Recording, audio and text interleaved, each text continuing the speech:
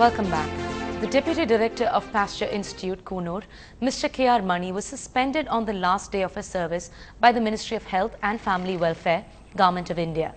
The suspension was on charges of corruption during his tenure as in charge at the Central Research Institute, Kasauli. There are several charges of misuse of official position and corruption even locally. He is known to be close with former Health Minister Anbumani Ramdas. Ministry of Health and Family Welfare இருந்து வந்த ஆணையை doctor K.R. மணி அவர்களுக்கு அளிக்கப்பட்டது. அந்த உத்தரவில் CRE கசோலியில் அவர் வேலை பார்த்த பொழுது டைரக்டராக வேலை பார்த்த பொழுது ஏற்பட்ட முறைகேடுகளுக்காக சிபிஐ விசாரணையின் அடிப்படையில் அவர் தற்கால பணி நீக்கம் செய்யப்பட்டுள்ளார். 38-year-old Tamil Mani, a life convict in Salem prison, is infected with HIV/AIDS. He has filed a petition with the Madras High Court saying he has not been given proper medicine in Salem prison. The Madras High Court has asked the state government to file a reply on Wednesday.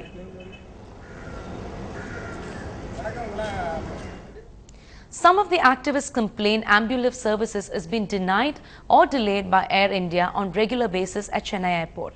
The other airlines don't provide this facility at all. Disabled people travel only by Air India, as Air India used to provide this facility without any hitch till about 5 months back. Here we have with us Mrs. Meenakshi Balasubramaniam, Assistant Coordinator of Disabilities Registration Unit, South, a project of Vidyasagar. She recently travelled in Air India flight number AI540.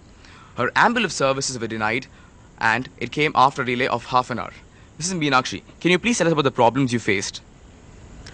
The problem was that when, there is a rule, the civil aviation rule, which mandates the provision of Ambulif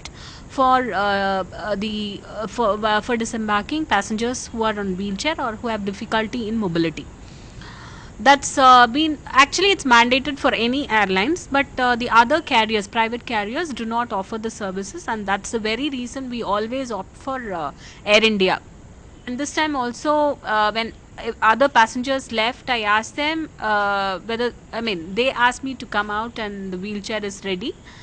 Then I asked them where is the Ambulif, and they said it's on repair, it's on maintenance. So it's not available now. Then I asked them, how will I get out then? Then they said, you will be lifted by 4 of us. I have to get out safely, and that's the way out, and that's how we, that's why we have Ambulif. These facilities we have been getting these facilities from 1997 after a Supreme Court order based on the case filed by Mr. Abidi versus Union of India. So from then onwards, this has become, this is in practice basically, at least as far as Air India is concerned. Have the Air India officials tried to contact you regarding this matter? Like, did they tell you anything? This matter? I mean, you might have filed a complaint against them. Did they reach you regarding this issue? The previous occasions, they never called us, they never bothered us except for an acknowledgement mail that we got. But this time, based on the intervention, probably from NDTV-HINDU, they told me that somebody from NDTV-HINDU spoke to them, and so they called me in the evening.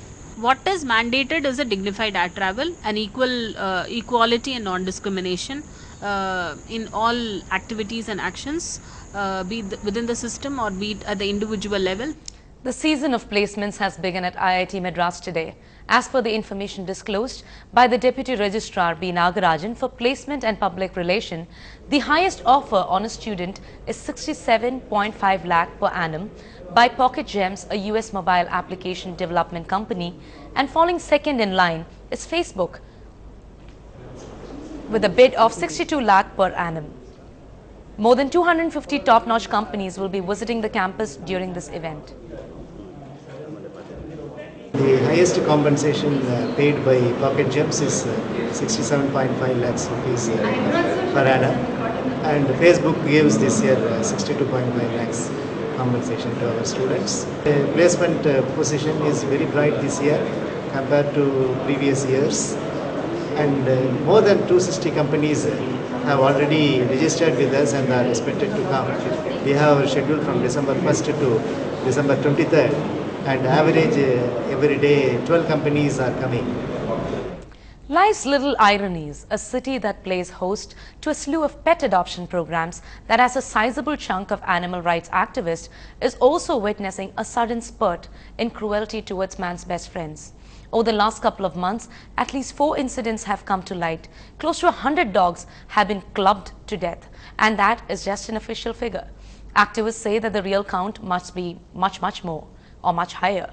Our interns Jitin Nambiar and Sunish Surendran trace this disturbing trend.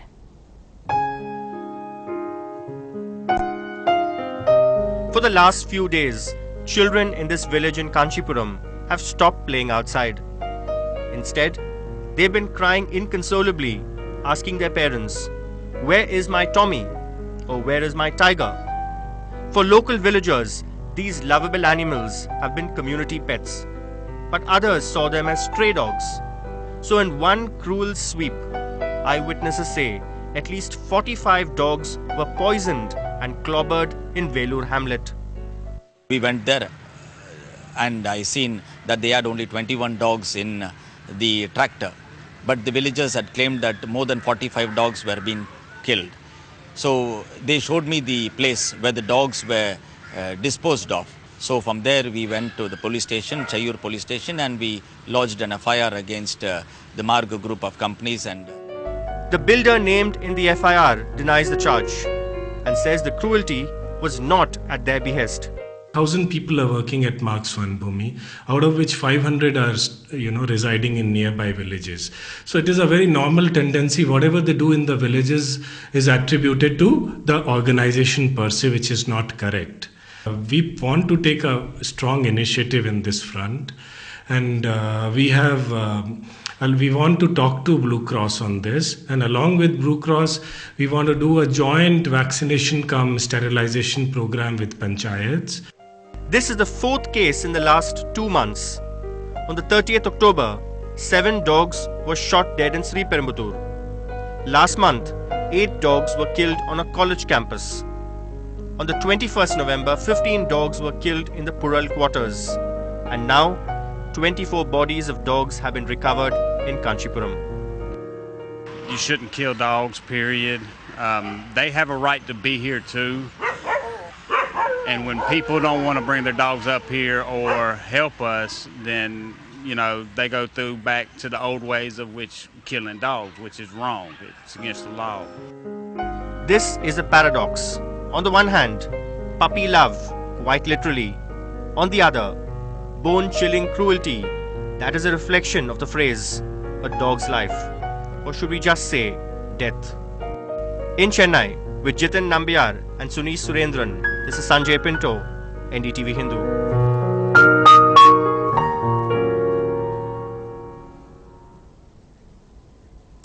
State-level footballers resort to cleaning cricket stadiums. More on that after the break.